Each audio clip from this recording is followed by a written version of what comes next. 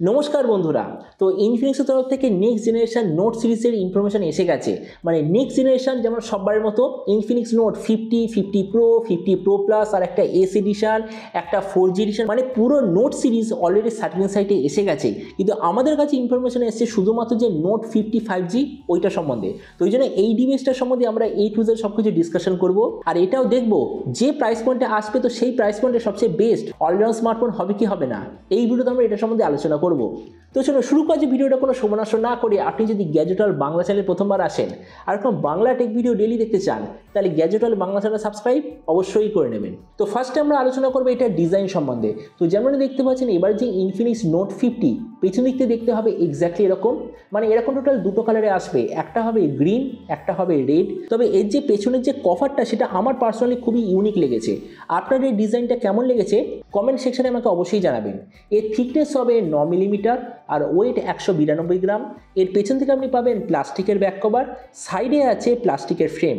Display দিক থেকে এতে আপনি পাবেন 6.78 inch full HD plus 120 hertz 10 bit AMOLED display, তার সঙ্গে 360 হার্জের টাচ সামিং রেট, 1300 নিটসের brightness, 20:9 aspect ratio, 93% screen to body ratio.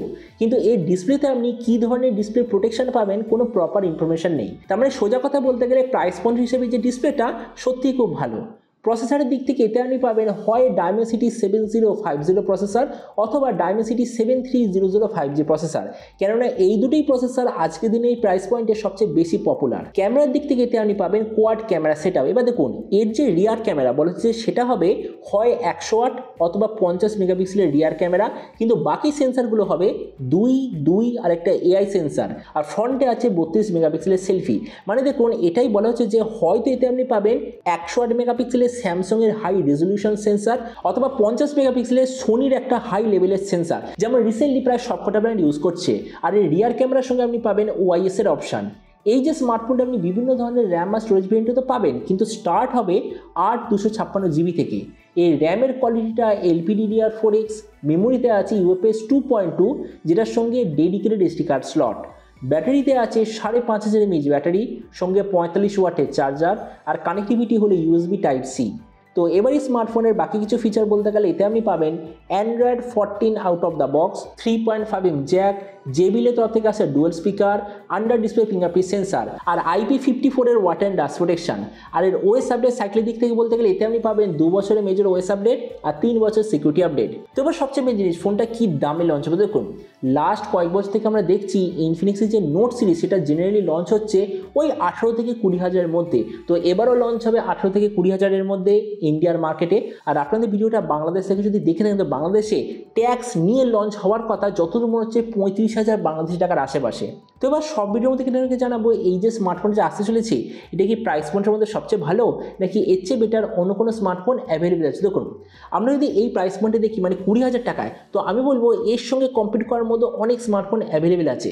তো আমরা যদি সবকটা ফোনের সঙ্গে কম্পেয়ার করি, প্রথমত ডিসপ্লে এই দিক থেকে বলতে গেলে কম্পিটিশন কী দিচ্ছে, 6.78 ইঞ্চ 120 হার্জ 10 বিট ফ্ল্যাট অথবা কার্ভ ডিসপ্লে।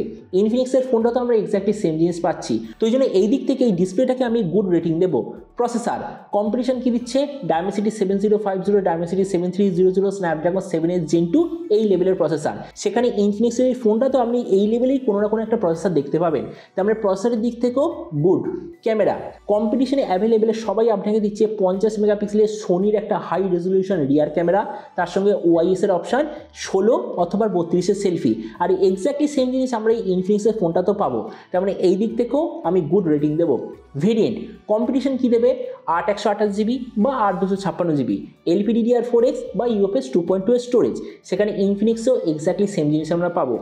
ব্যাটারি আর চার্জার কম্পিটিশনে প্রায় সবকটা ব্র্যান্ড আপনাকে দেবে 5500 mAh ব্যাটারি, 45 ওয়াট বা তার বেশি কোয়ালিটির চার্জার। সেখানে ইনফিনিক্সের এই ফোনটাতে আমরা এক্স্যাক্টলি সেম জিনিস পাবো। তেমনি এই দিক থেকেও আমি এটাকে গুড রেটিং দেবো।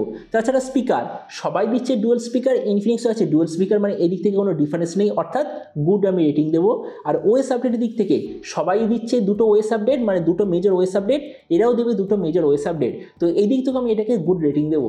তেমনি একটা জিনিস দেখুন ইনফিনিক্সের এই যে স্মার্টফোনে যে আসতে চলেছে যে স্পেসিফিকেশান প্রাইস পয়েন্টে কোনো না কোনো স্মার্টফোনের মধ্যে অলরেডি আছে। মানে এখানে আমরা এটা বলতে পারি যে ইনফিনিক্স এই স্মার্টফোনটার মধ্যে আমি তো এখনো পর্যন্ত কোনো ইউনিক জিনিস দেখতে পাচ্ছি না। তো ওই জন্য ইনফিনিক্স এই স্মার্টফোনটা যখন লঞ্চ হবে আমার মতো মনে হয় ব্র্যান্ডের দুটো কাজ করা উচিত।